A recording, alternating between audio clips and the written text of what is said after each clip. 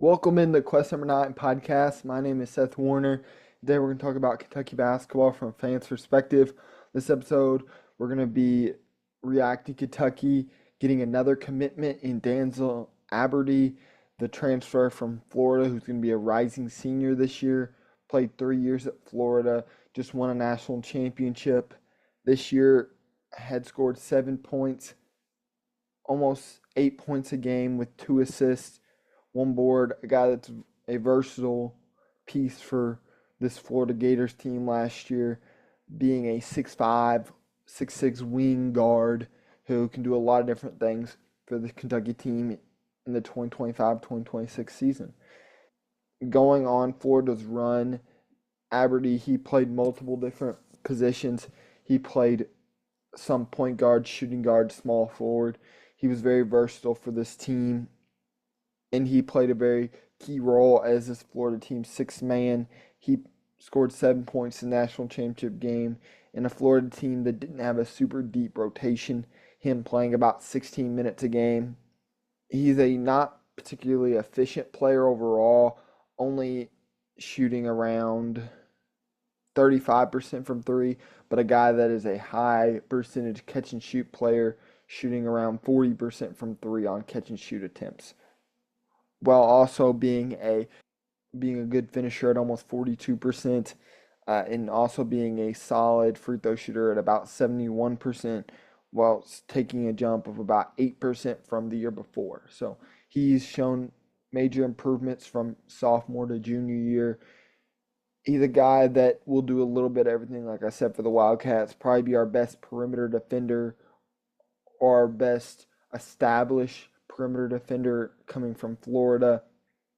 Colin Chandler, I think, could be that, or some of these other guys, but he's the most established out of all of them, going to be a senior. And to my knowledge, this would be his last year of eligibility, with the COVID year being gone and all these other things limiting. He should only have one more year of eligibility left. A guy that took a big jump from minutes per game from his sophomore year to junior year, only playing about 10 minutes a game. His sophomore year to his junior year, playing about 19 minutes a game.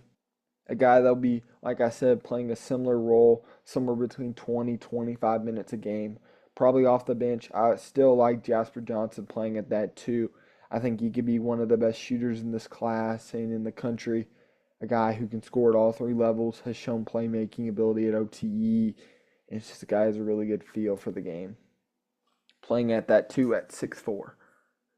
And also for the Wildcats, this really puts their roster into form, getting their 13th guy in the rotation and really shoring up any loose ends, I think, with that depth of him being able to play multiple positions of the Caden Lewis departure, and him also being able to be a knockdown catch and shoot shooter.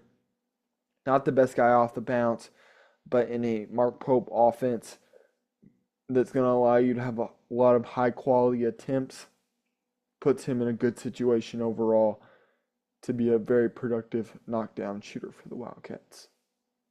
And also, I think we talked about this in the last episode about Otega Owe in his entering the draft.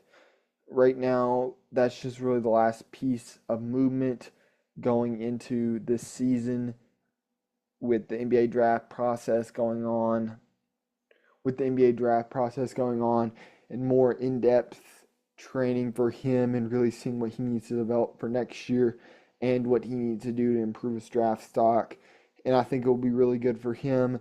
And 90% of guys that are in his situation usually enter the draft when they only have 1 year of eligibility. The rule for that is you can't enter more than, my knowledge, I think it's 2 times into the NBA draft. If you enter your third time, you have to stay in the draft. There's no taking your name out. So a lot of guys, when they're seniors or they know they only have 1 or 2 more years of eligibility left, they just go ahead and enter the draft. So they're just getting feedback, and they'll see what goes on next from there. That was similar to a lot of Kentucky's guys last year. Andrew Carr, Lamont Butler, Kobe Brea, as guys that probably would be maybe late second round picks, probably not even drafted. It just gave them the option to see what they need to do to develop and to get better and to just be around coaches of that caliber and that staff development.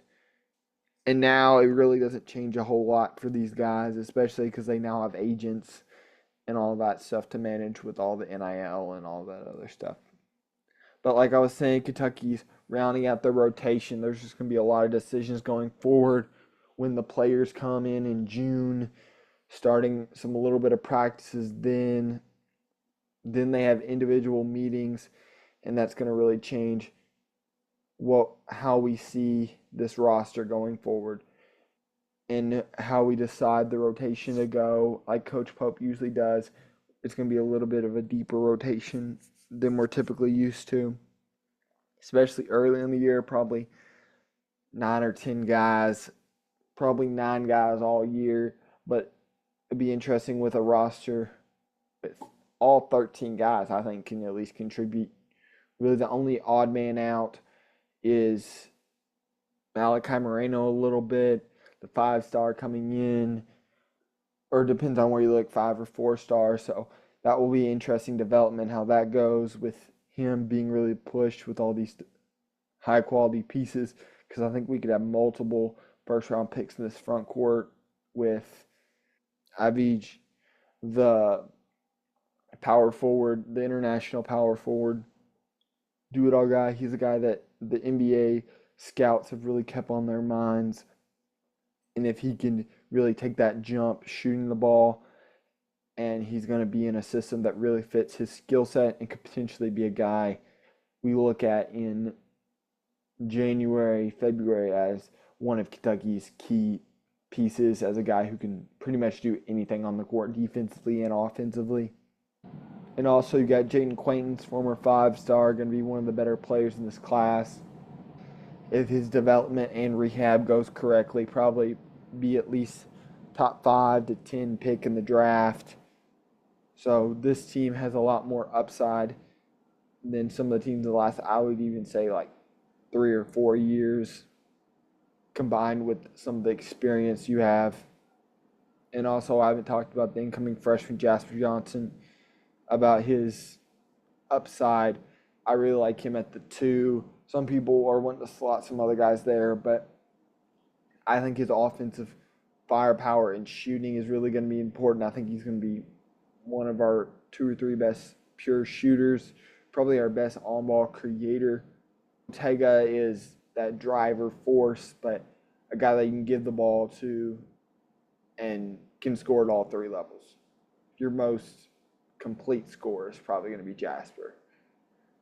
And this house settlement is going to be interesting to see how this all comes out with NCAA versus house settlement, to see how Kentucky adapts with that, having 13 guys, and then one of the walk-ons enter the transfer portal today. So that's probably going to be your 15 spots.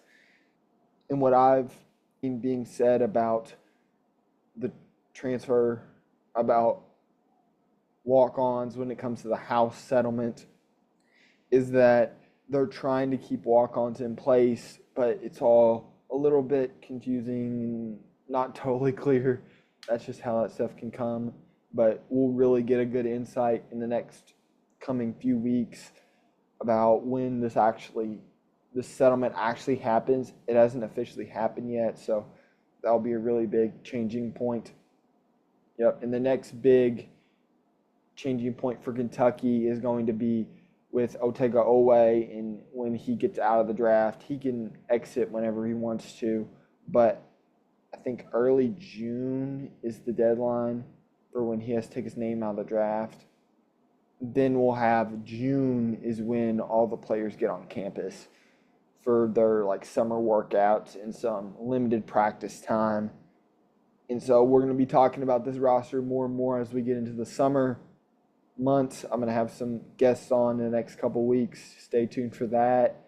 And we're just going to be seeing what this Kentucky roster is going to look like going forward.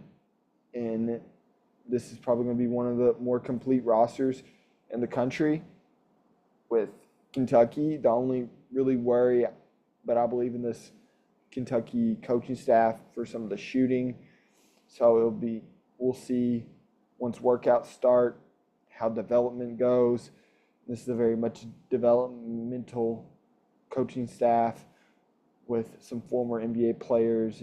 So we'll keep you up to date with all the latest Kentucky news and roster movement of what this rotation could potentially look like with all kinds of new guests and recurring. And I will see you next time. Please like and subscribe, and go follow me at Quest9 on Instagram and Twitter, aka X. And I will see you next time.